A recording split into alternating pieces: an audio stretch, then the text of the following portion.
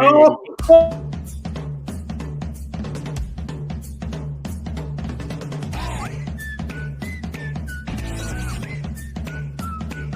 Hey everyone, how you doing? This is Amon Green, Gourmet Packers all-time leading rusher, and you're watching Packers Total Access Live, your daily source for Packer content. Go Pack, go!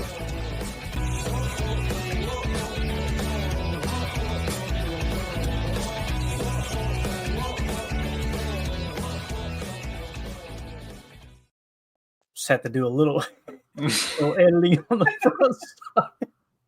What's up? Ducks in a row. Welcome into Packers Total Access. My name is Clayton. You can check us out on Packernet.com. Find me on Twitter, if I'm still there, at Packers_Access, joined alongside Emilio. He's definitely not there. In Tennessee, here to talk some Green Bay Packers this evening. Hopefully everybody's having an awesome day. Emilio, how you doing, big dog? Good. Yeah, glad to be back. Don't want to be that guy that kicks us off, but hopefully we're clear there at the beginning. And just a couple of shots at Jacob. I need to get through this pod, and we'll be all even squared away. Yeah, man. You want to fire one away right now or let it build up? No, I'll let it build up. All right, we'll get a couple on the. You're ready to go. All right, sounds good to me.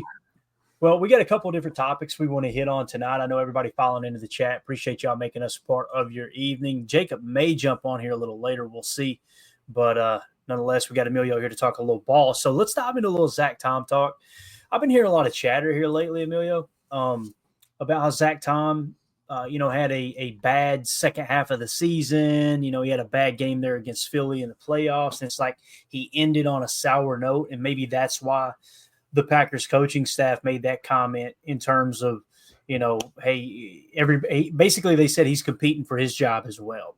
Guys, I don't believe it for a second. Now, here's the thing, though. The people that are getting upset about that, I don't understand people getting upset that Zach Tom has to compete for his position, right? Because that was the big issue with Josh Myers forever, man, it's like they didn't bring any competition in at all. Mm-hmm. So we can't on one hand as Packer fans be upset when they don't bring in competition, and then as soon as they mention that Zach Tom's competing for the right tackle job, get upset about that as well. You know what I mean? So I think it was a way to just kind of look, they're in a negotiation. That's what's coming right around the bend here, right? They're going to be looking to negotiate that contract for Zach Tom, and they want to get him as cheap as they can, and Zach Tom's going to want to get as much money as he possibly can. So I think it's just kind of a starting point in terms of a negotiating factor. Does that make sense? Absolutely. You're telling me you go to buy something used, you don't kick the tires on it a couple of times. I mean, you have to be willing to walk away. Obviously, in this scenario, that's not going to happen, but any good deal, we gotta try and get the number as best you can. There's always a little bit of haggling, and you always have a starting point. But I think that you do. We've also talked about it. The fact that when you bring in competition, it lights a flame under him, even if he doesn't need it. Just that little extra spark, that little extra motivation to get the best out of him, out of anyone is what we're kind of chasing after. Yeah. Coach Lynn says, unless he's going to compete for left tackle, man, that would be a wild turn of events. And I will say this about Zach Tom. He's capable of playing all five positions on the offensive line. There's no two ways about that. What do you see as more important? Is it left tackle? Is it right tackle? I've always been taught left tackle is it's the top of the heap. That's the backside of the quarterback. If you got a righty quarterback, or the right tackle if you got a lefty like Tua, that should be your highest paid position on the offensive line. That being said, there are some offenses that I think, I don't want to say they put priority over the left tackle position, but they definitely have schemes drawn up to attack certain aspects of the defensive front, and maybe right tackle is considered a little more, at least equally valuable as left tackle. So, and honestly, the fact that Zach Tom's not a monster dude, he's 6'4", I want to say. So he's probably on the shorter end. Jordan's like facing that way 90% of the time on his dropbacks. He's his body's faced up that way. So being able to look over him might just be something that he likes. And then you get the fridge Anthony Belton back there. You get Travis Glover out there on the edge. We'll be all right. No. Definitely. Greg in the chat said, does the chat always show on the main screen? I don't want this channel canceled from the chat being on screen. Listen, it is a feature now, and we will keep it up as long as we can. But if some knucklehead gets in here and says something stupid, we will have to drop it down. And yes, there is a risk there. So everybody help monitor it for me. All right, let's keep it in check. Doesn't mean you can't have fun in the chat, but just know you're being watched right now. Okay. Right. If it gets into that scenario, I need to do the correct and adult decision, and we'll just go ahead and pop right there, and like we'll that. back to reality. So for right now, we'll say that we're on we're on good terms. Yeah, Excelio also doubles as a hall monitor. So yeah, I'm gonna have to, and I'm gonna try to get a couple of drops in for Tim, man, because Jacob has just been absolutely terrible at that. I've been away. There you go. There's the first shot. All right. Was Zach Tom on the verge of a significant pay increase? Let's take a look at his 2024 production. It's been widely reported that Tom struggled down the stretch last season. According to PFF, the loss to Philly is the only game he struggled in, finishing with a 56.0 offensive grade. So if you look at the grades from last year, Amelia, I don't know how well you can see it, but here were his grades week by week last year. And keep in mind, man, he tore a pec. He tore a pec in the offseason. And still back from that injury. Honestly, I forgot about that. Now that you reminded me. Him, Matt LaFleur, Tuck, right? Everybody ripped that because new strength training. And, dude, that's so true. I forgot about that. Yeah, so here are his PFF grades throughout the 2024 season, week by week. All right. 92.0 against that Philly front in week 1. Then a 57.6, 72.7, 89.0, 52.1, 88.1, 72.6, 62.3, 73.3, 73.6, 78.8, 66.7, 72.0, 83.2, 76.6, 71.3, 72.9, and then, of course, the wild card game of 56. Now, that brings, obviously, his offensive grade out to an average, or what PFF settled in at, an 85.8. was what he finished with. And Emilio, that was 6th highest amongst offensive tackles, according to PFF. So saying he had a down year and him grading out as an 85.8, sign me up, bro. Sign me up. Coming off an injury, fresh off an injury, working to rehab that, and playing, against Philly, that defensive line coming in, it's not like it's an easy impact. You have to, stretch, reach, all those things. Impressive by Zach Tom, absolutely. Yeah. All right, so we move along. He finished 15th amongst tackles with an 81 pass blocking grade. All right, so when you break that down, and like Coach said, a year removed from an ACL surgery, a year prior on that left knee, I believe, right, for Tom. Is that right? I don't even remember that. That's wild. Yeah. So if that is the case, and maybe it wasn't like a full tear, it might have just been some kind of some or something. But still, man, anything on those knees, that does not feel good. Yeah.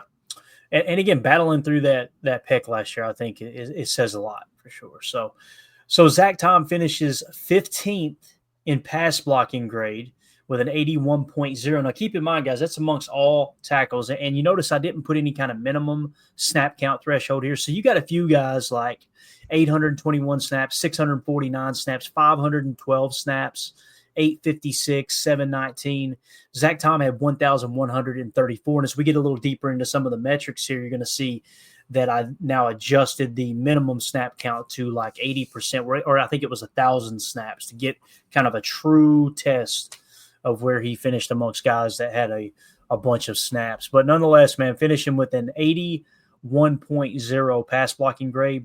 You got to think, too, that's amongst left tackles and right tackles. So 64, the top 64, if you're in the top 64, then you are considered starting caliber offensive tackle, according to PFF. He finished 15th, which would suggest a true number one tackle on a football team, no doubt about it. So you're starting to see like everything's lining up like, okay, this guy deserves to be paid top tackle money for wherever the market's at the moment. It really does. Right. And I like that it's not just left tackle, right tackle. You're going to put all that weight on left tackle blindside on it. But right now they are all just tackles, and he is in the top half of the top 32 tackles. Right. So that is elite from Zach Tom, and homegrown, picked him up late rounds. I mean, that's what Green Bay is as a draft and develop team. That's what we want to see. And when you think of Zach Tom, you think of him being a great pass blocker. And I'm not saying he's not a good run blocker, but that's not the first thing I think of. I think of his footwork. I think of his hand placement, even though he's a little bit smaller stature, offensive lineman. It just seems like technically he's as technically sound as any tackle in the league right? But the reality is last year, he finished third among tackles with an 87.8 run blocking grade, especially seeing that Green Bay's run blocking grades are always so bad, right? According to PFF. It's pretty wild that he finishes third with an 87.8 run blocking grade. Am I the only one that's like surprised by that, Emilio? Like, to me, last year, I remember him being good run blocking, but I don't remember him being that damn elite. I mean, that's amazing. Yeah, and it's probably not, not getting beat, being able to be on that side by yourself, not having to have Tuck over there all the time, being able to run split flow away from Zach Tom, all those things that gives you the opportunity when you have that kind of an elite player on the edge there. Yeah, definitely. Now, another big key component to playing offensive line in the NFL is obviously controlling the penalties, and everybody looks at left tackle like that's the most important position, but also name a really, really, really good pass rusher in the NFL, Emilio. Who's the first person that comes to mind? An edge rusher. Name Aiden somebody. Hutchinson right now. I mean, last year before. Now, where's Aiden Hutchinson line up? Left in over the right tackle. Name another one. Rashawn does the same thing. Mm-hmm. Name another one. Bosa. You see what I'm saying? Mack. Yeah, exactly. TJ Watt. Yep. You want your best edge rusher on their quote unquote worse or lesser tackle, because most teams are putting their better tackle at left tackle to protect the blind side. Bingo. So it's pretty cool that it's another point of where the right tackle is going to be increased in value a little bit. People are going to be valuing them a little bit more. I think Myles Garrett lines up off of the left tackle side, if I remember correctly. But I feel really comfortable saying at least 75, maybe 80% of the top edge rushers in the game rush over the right tackle off of the defensive side. So, yeah, pretty important. So, anyway, penalties, right? Penalties, controlling penalties. Among tackles with 1,000 snaps. So, I thought to get a true test here, let's pull out all the tackles who had 1,000-plus snaps, right? And he ended up finishing 9th with only 7 penalties last year. So he finishes the year, and it's kind of hard to see here on this list. He finished with 1,134 offensive snaps, okay? And he only had 7 penalties last year, which was tied for 9th least in the league. Another thing, you just check the box. Because, I mean, you could look at the grades and go, man, this guy can run block, he can pass block. He's a little undisciplined, but still you're going to pay him top dollar. When you see that he's top 10 in least amount of penalties too, man. Like, how can you not pay this guy? Yeah, because I was screaming about it. The penalties were the problem. Rashid got like 3 in a game, I think, that first or second week. And I was just stressing because, I mean, that's just setting your offense back. So you have someone that's elite at pass and run blocking. You have somebody that isn't taking a lot of penalties and is keeping your quarterback upright and clean. I mean, that's an anchor on the wall. That's what we've talked about. We want to build that wall in front of Jordan Love.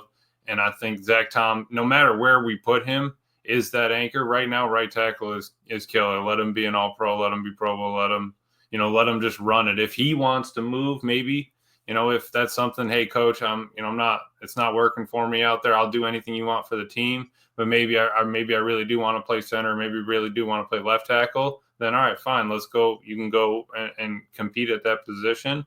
But why, it's not broke. We don't need to fix it up right now. Yeah.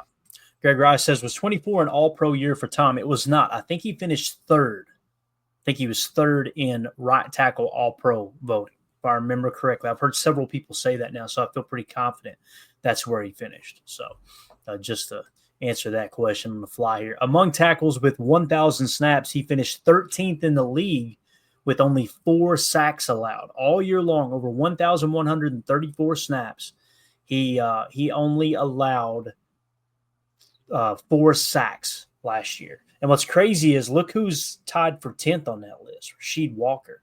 Rasheed Walker only allowed 3 sacks last year. So I don't know, man. I've kind of written it off that we're not going to pay Rasheed Walker, but they could surprise us. They absolutely could. And just say, hey, no, we got a deal done. The problem is I think Rasheed coming in from, he was supposed to be a high draft pick, dropped all the way to the 7th round. You don't think he's going to want to go get his money? I mean, right. A left tackle that performs like that, I would say 75% of the NFL is taking him in a heartbeat. If they need somebody that can pass block and they're fine with their run block and we can bring a tight end, whatever, Rasheed's going to get his money, I think. and most media members are talking as if they're not even going to offer him a contract. I think that's just crazy. Like, at least offer him a contract. He may take it. Yeah, I mean, and that's what I want to ask. And I know we're talking Tom, but since we're on the subject here, let's just steer in the opposite direction for a second. Rasheed Walker, what's the number you come up with that you go, I'd be willing to pay him that average annual value on a 3 to 4 year deal? What would that number be? Man, it's tough, right? Like, I immediately think 10 million. I'd be willing to pay him 10 million. That's chump change for a solid left tackle. He's seriously probably I was honestly thinking it'd be anywhere from 15 to 25 as like a number for him, and I would need to be on that low end. I mean, 10 to 15 would be. I wouldn't be mad at that if they pulled the trigger. But again, then if you brought in all this talent, Jordan Morgan, Belton, if you have all those guys planned out, hey, if they're going to be the guys, so be it. But I guess you could always look at it as, hey, we did draft Rasheed, we are developing him, right. And then it's either, all right, you turn a profit from that, you built up that car and then sold it for extra money, or all right, I'm going to keep it and enjoy this ride, and then, maybe later on we'll move on from it. Yeah, Chris the Casual In says 18 million. I can't argue with that. I'm sitting back going, all right, you can't pay everybody, though, right? So maybe it's something you go into the process and you go, okay, let's prioritize here, right? Zach Tom, top of the priority list for me. Let's get his deal done, right? And we'll talk about where his value is. Spoiler alert, it's about 21 million is what Spot Track's saying. Doesn't mean they're correct, but that's, they show the evaluation. We hit on it before, we'll hit on it again. But like someone points out here in the chat, let me mark that one. I'll come back to it. Here we go. Greg Rice, is that a 53% run block grade? So yeah, I think he's talking about Rasheed Walker. That is correct. That's his weak spot, right? Is run blocking. There's no two ways about it. So you also went and drafted Anthony Belton, right? You've got Jordan Morgan, who played left tackle his whole career through high school and college, and then switched to right guard last year for the Packers. So you've got some options there as well. The signing of Aaron Banks would suggest you're wanting to go with a little bit more of a mauler type offensive line, which would press into run blocking, right? So there's a lot of validity to what Greg Rice is asking there, in terms of, is that a 53% run block rate? So right. Given that, what would the number be, Greg? You give us your number real quick, man. And to the point of Rasheed, I mean, look at some of these pass blocking, run blocking numbers here. I mean, Andrew Wiley, number one, his pass blocking, 671 snaps to 442 on run blocking. Tristan Wirfs, 664 to 397. Penei Sewell, even 664 to 548. Lane Johnson, Philly's the only one opposite, which we're close to, but Lane Johnson was 616 run blocking, 574 pass. And you're looking at Zach Tom and Rasheed. Both of those are at 536 run blocking, 603 pass. Imagine Rasheed getting to a Tampa Bay or a Denver over here, or Houston ran 745 pass plays last year. Like, you're telling me they wouldn't want a tackle that is proficient in pass blocking, that's doing it 2/3 of the time? Right. Exactly. Someone asked a question in here about second-year contracts. Here we go. Ron Samble, which starting left tackles make $10 million or less on the second contract? That's a great question. If I pull up Spot Track, I'm not going to put it on the screen, but I am going to just pull up tackles real quick. And I don't know who's on a second-year contract, but the cap hit. Let's go average annual value if I can here. Contract average, I think, is what we're looking for. Okay, so here are the left tackles. Tristan Wirfs, number one at 28.1. Penei Sewell, 28. Trent Williams, 27.5. Christian Darrisaw, 26. Lane Johnson, 25. Jeremy Tunzel, 25. Andrew Thomas, 23.5. Trey Smith, 23.4. Jake Matthews, 22.5. Jordan Mailata, 22. I mean, you got to get down to the 16th. Actually lower than that, probably closer to the 16, 17, 18, 19, around the 20 spot that you say, okay, that dude is under $20 million average annual value. You know what I'm saying? So actually that was offensive line in general too.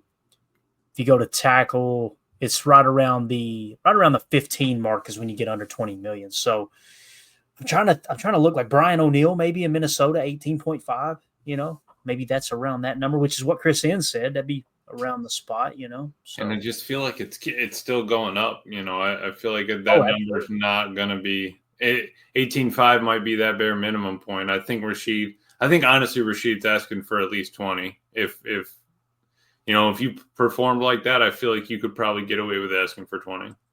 Yeah, I could see that. Rock Cod earlier said right tackles all pro voting. Penei Sewell with Detroit got 119.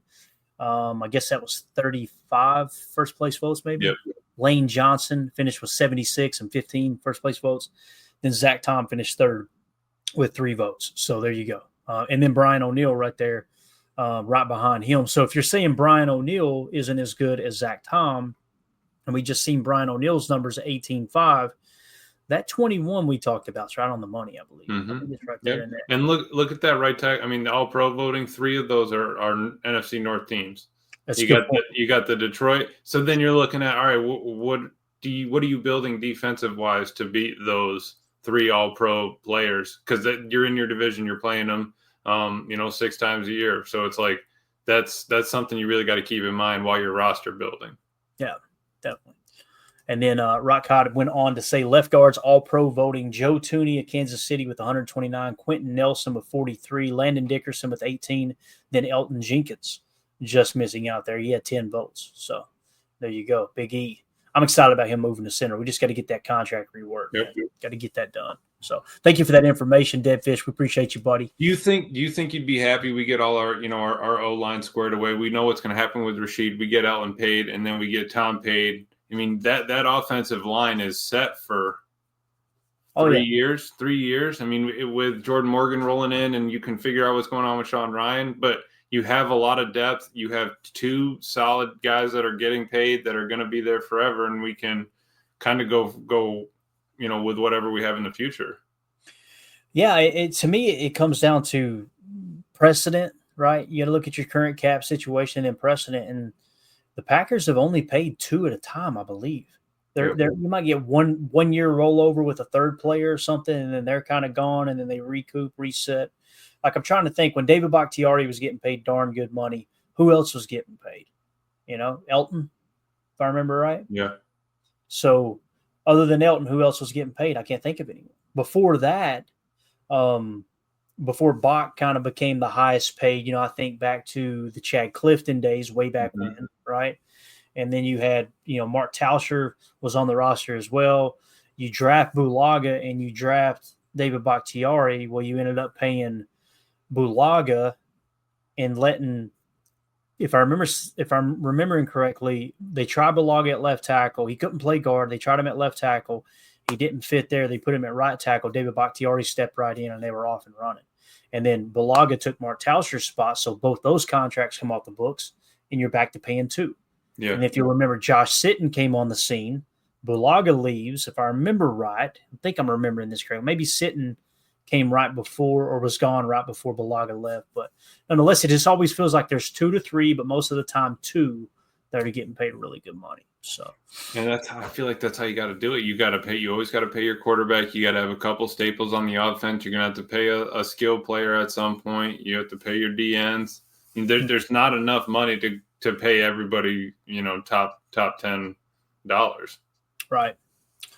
Up next, among tackles with 1,000 snaps, he finished 11th in pressures allowed. He allowed 28 pressures last year. So he's borderline top 10 with tackles over 1,000 snaps. So another perfect example. There you see Brian O'Neill right above him with, 1 less pressure.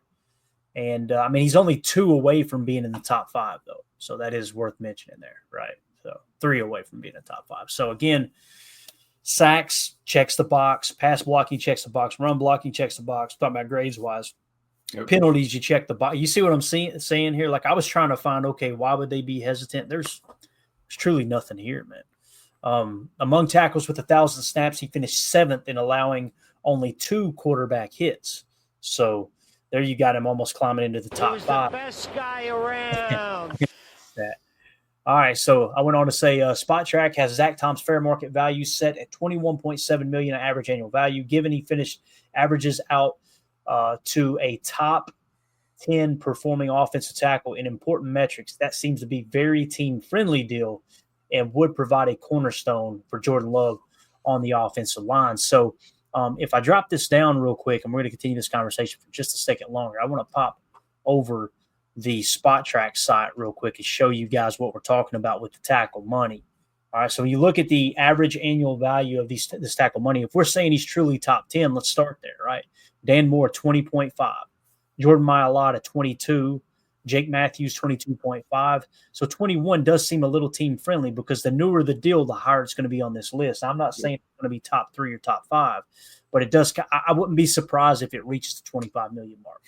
And again, the top 4 are 2 NFC North tackles getting paid top dollar.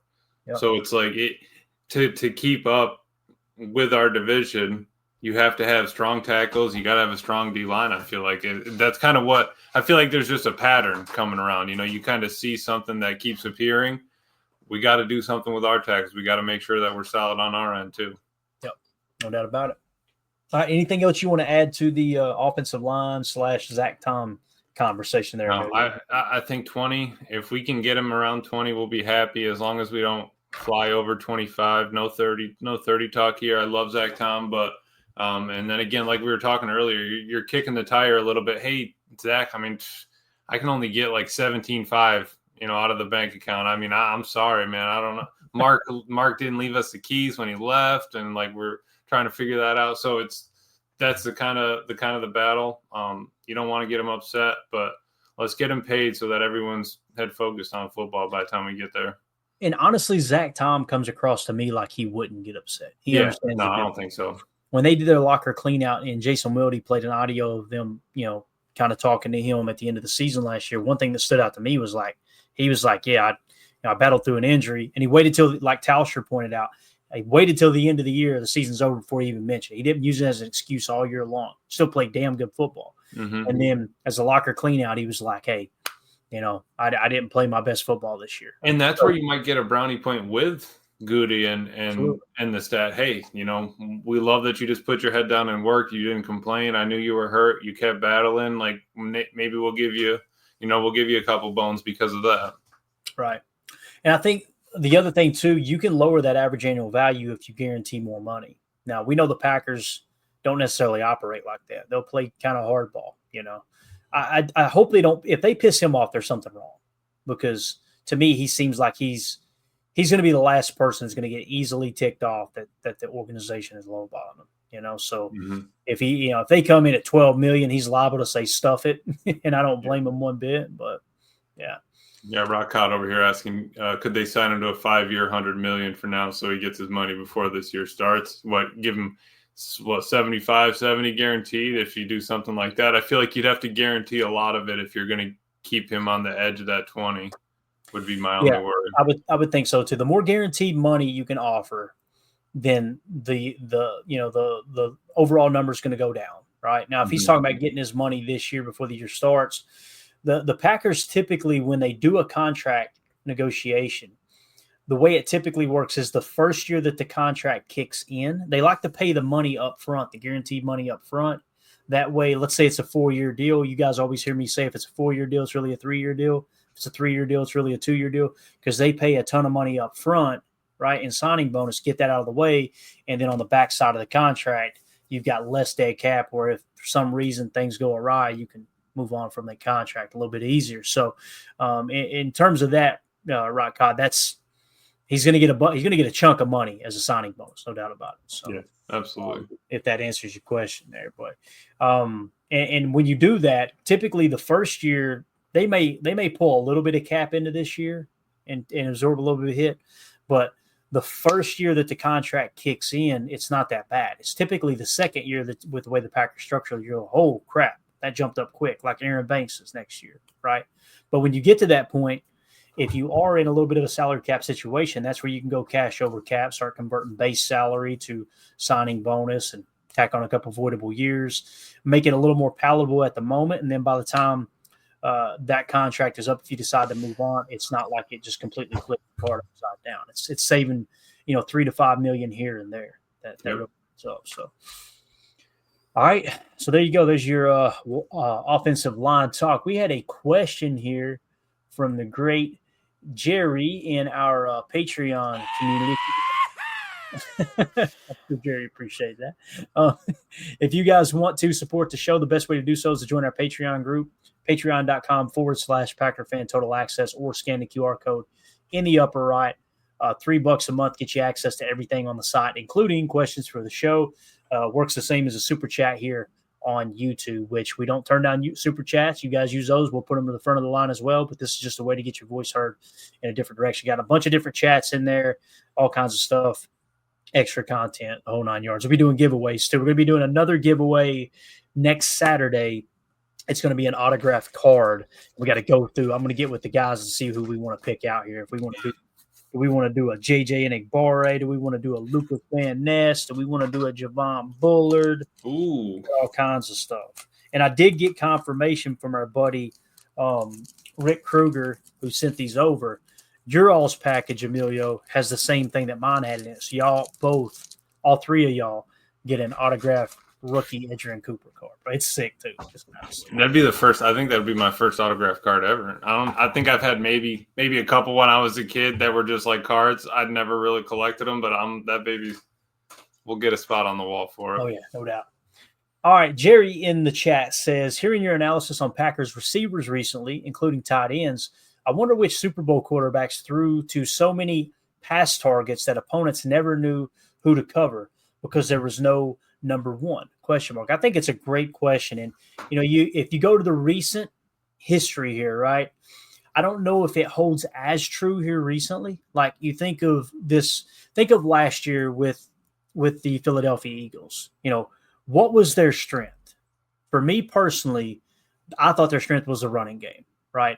And the RPR offense, that six-back offense that Jalen Hurts can run. Yep. Now, with that being said, you got A.J. Brown. There's your number one target, right? You've also got Dallas Goedert at tight end. You've also got the kid, I can never remember his name, is Devonta Smith. Yep. Former Alabama Crimson Tide, I believe, if I remember correctly. Did he win the Heisman? Am I thinking right, Emilio? I'm pretty sure he did, yeah. I think he won the Heisman. I was watching a clip the other day. It was a 2019 Alabama LSU game. There were so many NFL first-round talents in that game. Yeah. Crazy. Yeah, Nick Saban was crushing recruiting, man, no doubt. So to answer your question here recently, Jerry, yeah, I mean, we just named off 3 solid targets, right? But I don't want to mislead either and pretend like they were this big pass-heavy offense. They weren't. They were more lean on the run and play defense type of team. Now let's go back to the Kansas City Chiefs. Who were their top targets? Travis Kelce. I paused for dramatic effect. I think that was it, right? So that it was just every game, choice route.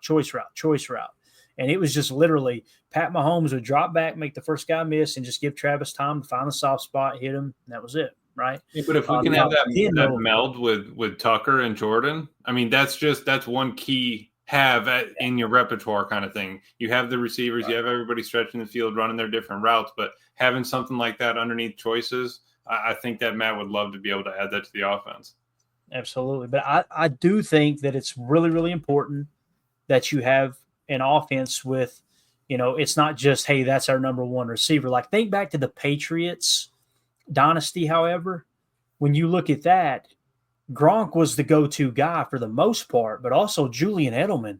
I mean, especially in the playoffs and the Super Bowl. I want to say he passed Jerry Rice in receiving statistics in the Super Bowl. Mm-hmm. He would always work. He wasn't afraid to work across the middle. I mean, Gronk would go up and get it, but I mean, Edelman coming across the middle was never afraid.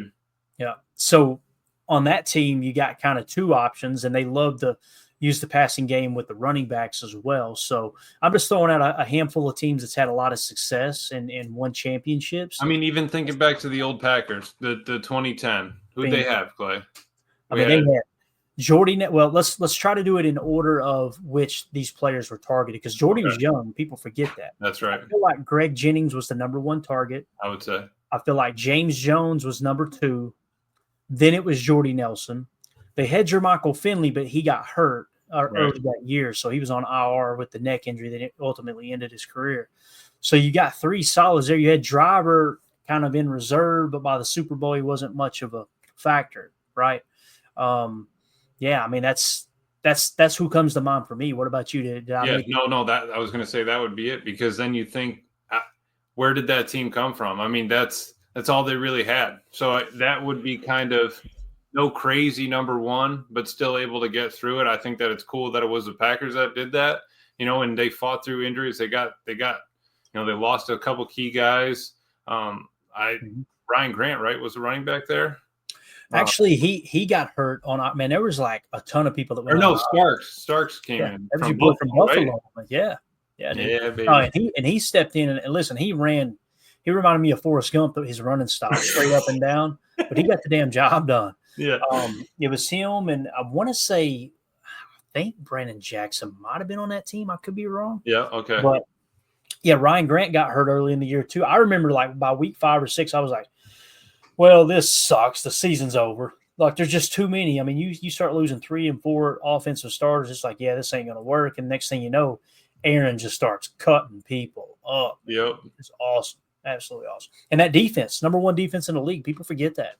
B.J. Raji, Clay Matthews, Charles Woodson. My God. Nick Collins. You kidding me, bro? Tremont Williams. And I just saw the clip the other day of Al Harris. It was the Seattle overtime into the wild card. We're going to score. That was great. Yeah. I screamed some obscenities at the TV as he was running down the sideline. I was, take that, you. I remember that like it was yesterday, man. Oh, good stuff. So, Jerry, we appreciate the question. I think we covered it pretty well. Emilio, you were hitting on some podcast stuff, and it kind of goes hand in hand with what we're talking about here. And we'll just kind of bend everything in together. It doesn't have to match up perfect, but let's kind of end the show with what you were listening to. And again, Jerry, thank you so much for the question in the Patreon group. Again, you guys check out our Patreon community for sure. Absolutely. So just listening to some of the pods there today, Ross Tucker on his draft pod with Emery Hunt, they were just kind of going over the NFC North. They talked about the Caleb Williams thing and his dad, and that was a big topic and all that. Mm-hmm. So after we got past learning about the Bears again, he got talking about Belton. Obviously they had gone over Matthew Golden a few times throughout the summer. They, we really liked him, explosive, all those things. Belton, Emery had as a number 12 tackle with a 78 grade. That's pretty high. I think nobody really gets a 90 there. So I think his grading scale goes up to like 85-ish, 90-ish. We didn't get his draft guide. It's all. Savion, he was like, oh, he could play tailback. He can run inside between the tackles with the ball in his hands and has the explosiveness to bounce outside. Outside the tackle box, he has the ability to play all 3 wide receiver spots as well. So he calls them like X flanker and all that. He kind of goes into the old school terminology a little bit more. But love to hear that. He was super excited about Colin Oliver, being that he had him as his number 2 Sam backer was Colin Oliver. I see it, Amelia. When we get to that Chalk Talk episode, it's already queued up, ready to go too. And everybody's begging for the Baron Sorrell Chalk Talk. We're going to get to it, I promise. But the Colin Oliver one, I was like, it's going to be hard to keep this dude off the field. When you watch Tyron Hopper's college tape, you think, pretty good football player. You go watch Colin Oliver and you go, holy cow. Like, it's not even close. Yeah, he said, you go back, watch that 2023 tape. Oh, my God, bro. It's even better. Yeah. He's a blast to watch. I can't wait to see him. I think that explosiveness, you might get a little bit less on the size front, but if you can make up for it in speed, power, and, determination, sign me up. He also said that he actually had John Williams, who we got in the 7th round. He was super excited about this one. He had him as his 14th tackle. So obviously you might be sitting there, okay, Belton was the 12th. We got him in the 2nd, but a bunch of tackles, 1 have already come off the board. And 2, John Williams, you got to look at John Williams more as a steal than as Belton as a loss, because the Packers saw something in Belton and all of that.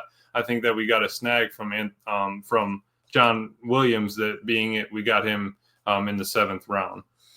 Yeah, I would love to know what kind of grades. Chris pointed out in the chat that Good had a 2nd-round grade on Hopper at the time. I'd love to know what kind of true grade they had on John Williams. If it was actually a 7th, it was probably closer to a 5th-round grade, I Yeah, and they were like, well, we can't turn down Colin Oliver because he's probably had a 3rd-round grade, and I don't understand why he's still sitting here. But we had to take Savion because Savion had a 2nd-round grade, Right, and Anthony Belton had a 1st-round grade, so I can't believe he's sitting here in the 2nd round. Yeah. So I feel like that's where you get into the daisy chain effect. And we can finally close the book on the Savion. Which one is it? Matt LaFleur confirmed on the Chris Sims on Button podcast is Savion. It's definitely Savion. So Goody must have been in the liquor cabinet when he said Savion at the initial press. A little bit of Woodford. Well, speaking of Woodford, somebody actually mentioned that here in the chat. Mike Berry said 3 logs in the fireplace and in the hand.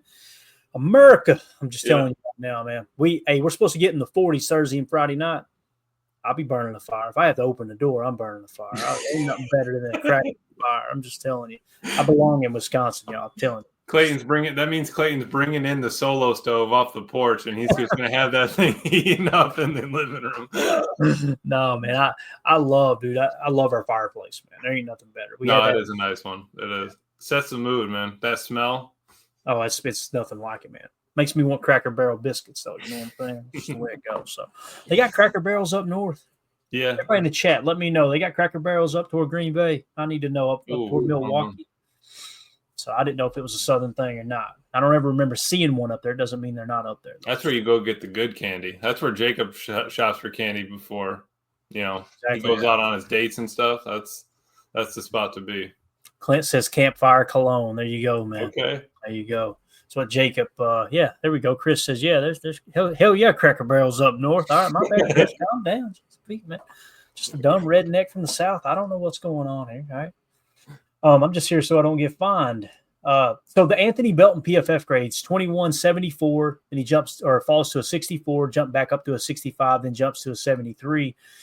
Just like we were talking about with the Aaron Banks signing, when you look at him at 6'6", 336 here with Anthony Belton, this screams they want to start modeling, man. I mean, there ain't no two ways about it. Mm-hmm. So we went through that whole spiel there, a 7 RAS. He was flirting with an 8. Bench reps don't look that good for Anthony Belton, but again, he's got almost 34-inch arms. So it's, your bench reps are going to go down the longer your arms are, obviously. For the most part, there are some freaks out there. Yeah, decent explosion, though, with a good explosion grade, a 7.54 for the vertical, and he scored a 7.38 for that broad jump at 8.11. Shuttle looked good at 4.69, looking to get to the next level for sure. Mm-hmm. So, yeah, that's what his RAS looked like. Just kind of a quick little recap. I want to talk about the strengths real quick. This is what Dane Brugler said his strengths were. Blocks out the sun with his massive size, adequate lateral movement, and relies on long arms to help protect the corner.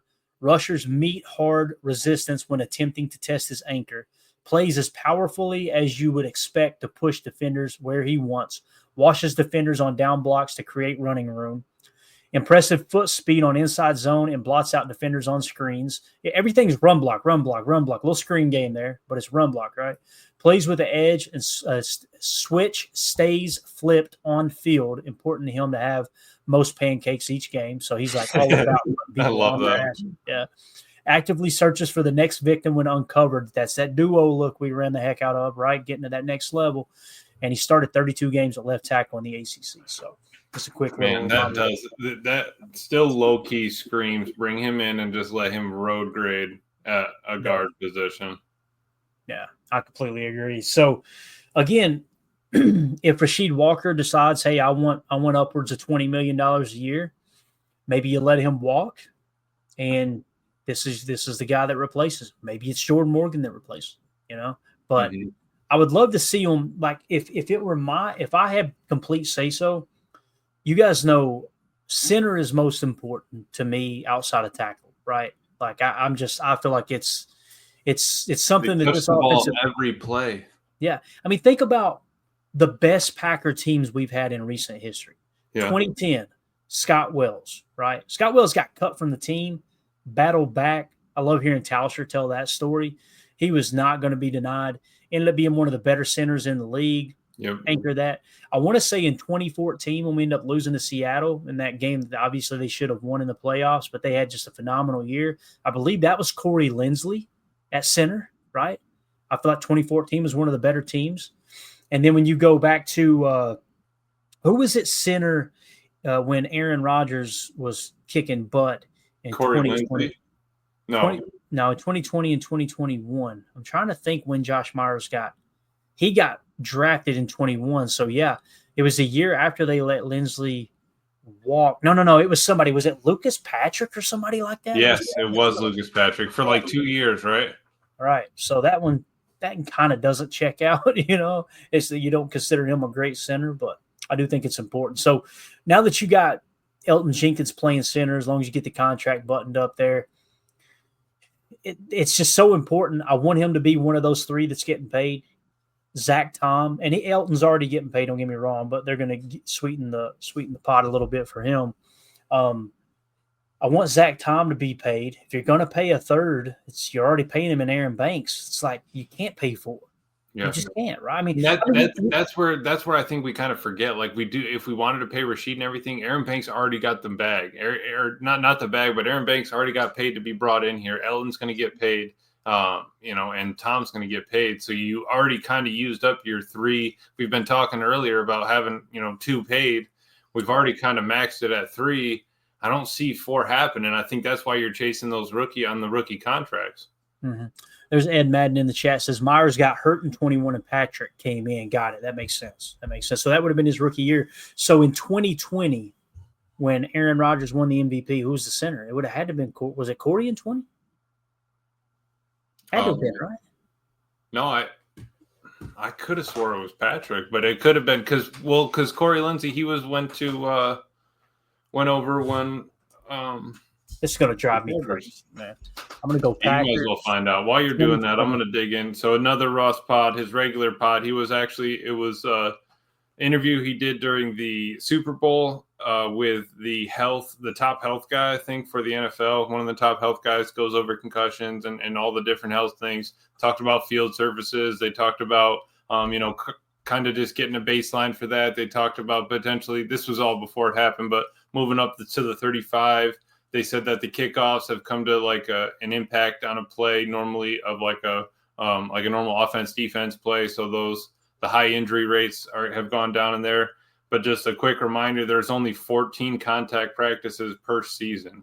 So, I mean, we want the team to be tough, physical. It's tough to pitch that into, play unless you kind of whip them up for it. It's not like you can do it all the time. And he said even, teams don't really even use all 14 of them there. So that's something we just got to keep in mind when we're trying to get these young guys ready and getting, used to the pops of the NFL. Yeah, and I just got confirmation here. I went to Pro Football Reference. It was Corey Linsley in 2020. That was the center, 29 years old, and they moved on the next year, right? So Ed Madden also said his all-pro year. So you moved on from a center, had his best year, all-pro, send him to the Chargers, right?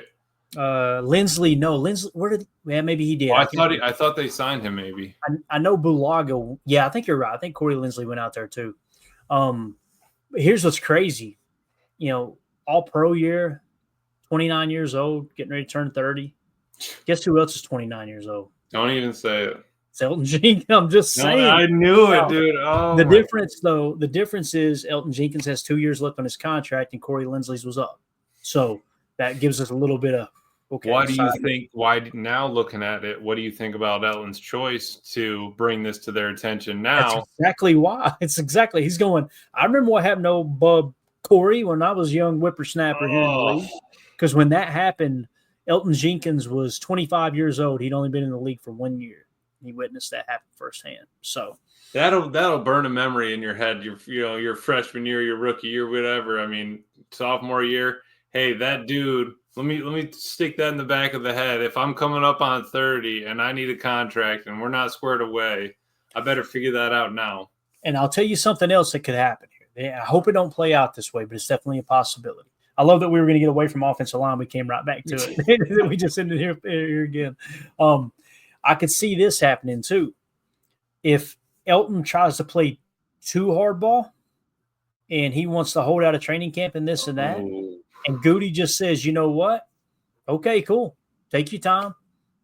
Come in when you're ready. and they get Jacob Monk some reps and they try some other people out at center, and then Elton's not going to sit out and miss out on a check.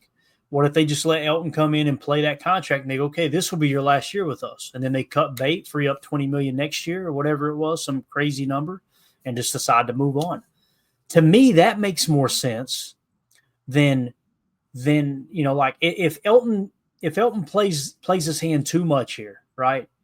And Goody has to, all right, let's fall back to plan B. Plan B, maybe the money we were going to give him or was going to be due next year. Let's give it to Rashid. Let's give it to Zach Tom. We move on from Elton. That could be the case. Wow. And who knows? Maybe Zach Tom kicks the center, and now you got Anthony Belton at tackle, Rasheed Walker at tackle, Jordan Morgan at right guard. That actually makes a lot of sense. Financially, I don't want it to happen. Please don't misunderstand me, but I could see that happening. I could, man. It all comes down to how hard a ball is Elton going to play. That's really what it comes down to. Because we know Goody won't bat a damn eye. Like Goody stared Aaron Rodgers right in the face. I believe he'll stare Elton Jenkins in the face. Yeah. Too, because you think about plan A is, all right, let's pay Tom, Elton, and everybody. Plan B, that plan B, Clayton, that's something that Goody has obviously already thought about. Maybe not that exact scenario, but probably pretty close to it. I think that's a complete possibility. You brought in Banks. He's signed, right? So then, you pay your Zach Tom. Your other homegrown talent, if you look at it like that, is Rashid. If Elton's still playing hardball, like somebody said it, I think it was DJ or whatever, but earlier, like no one's going to sit out an entire year, right? No one, or I think it was actually Greg Cosell. Greg Cosell said no one's ever going to actually hold out an entire year, so that's never actually going to happen. You look at it like who's going to break first. I mean, shoot, even if he hangs out for another week or two into the season, they could be looking to put him on the block and get him moved before week 8. Yeah. Chris Casual said they could easily trade Elton. I mean, if it got that ugly, they could. You're right. They could. But, I mean, the reality is they don't have to do anything with Elton's contract. It's the same way with Ja, right? Same way with Ja. They're on this team this year. They're playing this year. Now, all of a sudden, those two contract situations seem very similar on how Goody's handling it, right? Look at you shaking. He's just sitting back going, all right, boys, have you fun. Goody's like, that's why I got some extra. I mean, Caleb King's, he's the corner ready to go. We got Carrington Valentine. We got some young offensive linemen coming up. Yeah. And again, I want Elton to be the center on this football team. I think it would be such a missed opportunity to not have him play center, especially with how young the offensive line is. I mean, he's the veteran now. He's the wily veteran, right? He really is. So going to be interesting, though, no doubt. So never thought offensive line talk would be so captivating, but it's been really, really wild to kind of try to piece it together. And the reality is we're going to look up in 2 years and go, damn, didn't see that coming. It happens every time, right? Dude, that's it.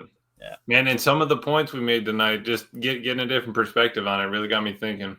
Yeah. And again, it's not to try to predict anything. It's not to try to create rumors. It's just these are the things. You said Goody's got a plan B. He's probably got a plan C and a plan D. Like, you have to. It's just like the draft process.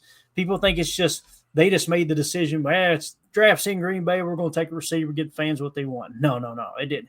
They had 7 different scenarios laid out of how that first round could have failed, so. That's why they had so many 30 visits in the first round, just so that they knew who they were going to – if they had an opportunity to get somebody, they probably visited with them to make sure they knew what they were getting in the first round.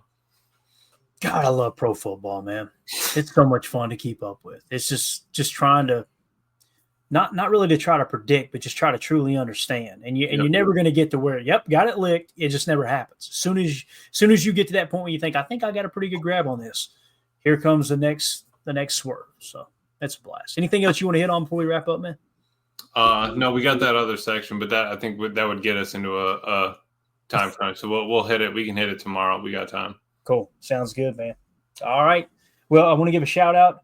Javen Tebow did come forward to get his Dontavion Wicks jersey. So we've got all of our May giveaways ready to be shipped out. I think next took it out. We'll do one more giveaway next Saturday, probably do a card. But the way that works is like for the giveaways for the month of May, at the end of May, all of those get shipped out on the same day. That just makes it a little easier on me. And if you guys want to make sure that you're entered into any giveaways moving forward, just make sure you're a member of at least the $3 tier there in Patreon. It's just another way for us to give back to those who are supporting the channel. It's the best way to support what we do here at PTA. We get asked all the time, hey, love what you guys do. Don't want you to go away. What can I do to kind of help keep this thing going? That's the best way to do it. Get you extra content, gives you an opportunity to win some really cool stuff and all that. I also want to give a shout out to another thing we've got going on right now. This is just more of a charity thing where I donated this jersey right here, an autographed Dorsey Levens jersey. And we are basically partnered up with MAC. And they are an awesome, awesome organization right here. It's My Autism Connection. It's going to go through the rest of May and through June, and then we're going to do the giveaway in July. So anyone who donates to that link right there, you can find it pinned on my Twitter page. It's givebutter.com/KRPSJ5. And my Twitter handle is @Packers_access. Just donate in there. We'll enter you into that giveaway. Just a way for us to add a little bit of just give a little back, make a little difference in this crazy world. As obviously over there at MAC, they're building hope, community, and independence for autistic adults. Got a lot of friends over there that are Packers fans. That it's a really awesome organization. Glad to be part of it. And to that, Clay, you just wanted to throw PTA in the dono, right? Just thank you for mentioning keep track of it. Yeah, so when you sign up and you donate to that link, I believe that link's individual for us, but just to be safe, whatever name you put in there, just put PTA right after it. That way we know, okay, they're a part of our group. And as Bates says here, and that'll make sure that we get you entered into that contest. So it's going to be an awesome giveaway. Dorsey Leven's another player, man. If you guys are a younger fan base, like you're a younger fan, go and check out some of his highlights from the 90s, man. I need to do that. That's on me. Yeah, it was Dorsey Levens and Edgar Bennett. I want to say I'm trying to think of which one was bigger. I want to say Dorsey was the bigger back, but I could be wrong. He came in kind of as a fullback, and Mike Holmgren, what he loved to do was that split backfield, what they call that pro set. And they put them both back there. Man, Dorsey Levens made some fantastic good runs too, but made some great catches out of the backfield as well. There's one catch I remember specifically. I think it was the NFC Championship against the Carolina Panthers. I could be wrong there, where he goes up. I mean, just mosses someone, gets both feet in, drags both feet in the corner of the end zone. Hell of a player Dorsey Levens was. Is that when they were still running a lot of split back? Yeah, that was a pro set. Yeah, love That's it. what I always knew it as a kid, was a pro set. Yeah, pro set. Yeah, and it was that was back. Shotgun is split backs. I'm sorry. Yeah, pro set. And then Right. maybe a little Maryland eye, Clay. Oh my God, here we go. This guy right here, little triple option out of the Maryland. Ooh, Give me that power T. please. I miss the Full House Aaron Rodgers days. Dude, where I you love had- Full House. Dude, I love that. I think Matt needs to kind of bring that back a little bit. That would be a lot of fun. Little pistol. You get because we ran a lot of pistol this past year with Jordan. Let's run a little bit more. Just get Tucker over here. You pick what other back you want. Mm-hmm. And Chuck Jagger says Dorsey Levens was bigger. That's what I was thinking. He was the fullback build of the two. Yeah, he said Edgar was faster right after. There you go. Yeah. Edgar Bennett was more of the T, right? Greg Rice says wing T from his days back in high school. Heard it from a fan right here. All right, guys. Thank y'all so much for hanging out with us. We appreciate you. We'll be back. Okay, let me think here. I don't want to mislead anybody. This week is hectic. I got two nephews graduating this week, so Nice. I've got to make a graduation in Kentucky. I got to make one here in Tennessee. We got a graduation party. We're expecting like 40 people here at the house on Saturday, so I'll be hiding up here somewhere. Mandy will be screaming, "Where's he at?" Trying to make me be a part of the festivities and be a member of the family. But anyway, so Friday night, we won't be doing a show Friday night because of a graduation. But Saturday, with everybody being here, I'm going to try to do an early Saturday show. That way we still get you guys some content. Okay. And then Sunday is my nephew's in Kentucky, so we'll probably do a morning show on Sunday as well. So I think the only day we'll miss is Friday. It's just if you guys would be patient with me, I definitely don't want to miss out on those moments for sure. No, and I'd be upset with you. I'd probably get up there and have you start driving. You gotta see those, Cliff. Yeah, there you go. All right, appreciate everybody. We'll see y'all tomorrow, 7 p.m. Central for PTA Live. Everybody have a wonderful evening. As always, let's go out and be the change we want to see in the world, and go Pack. And we go. We're out. Bye, guys.